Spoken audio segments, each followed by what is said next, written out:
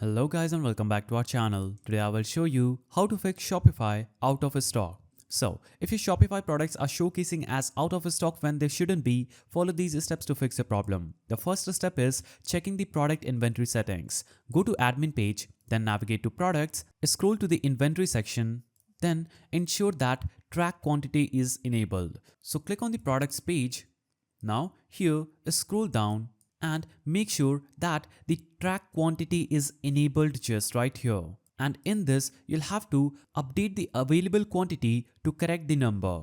So make sure track quantity is enabled, and after that, you can update the available quantity to the correct number, and that will solve your problem. Now, if you don't want the out of stock message to be shown on your product, even if you're out of stock, you'll have to choose this button that says continue selling when out of stock. So this won't affect the Shopify POS, but the staffs will see a warning but can complete sales when available inventory reaches 0 or below. So after doing this, click on save, and by following these steps, you would have fixed your problem. So that is how you do it. If you found this video helpful, please don't forget to give it a thumbs up, and thanks for watching.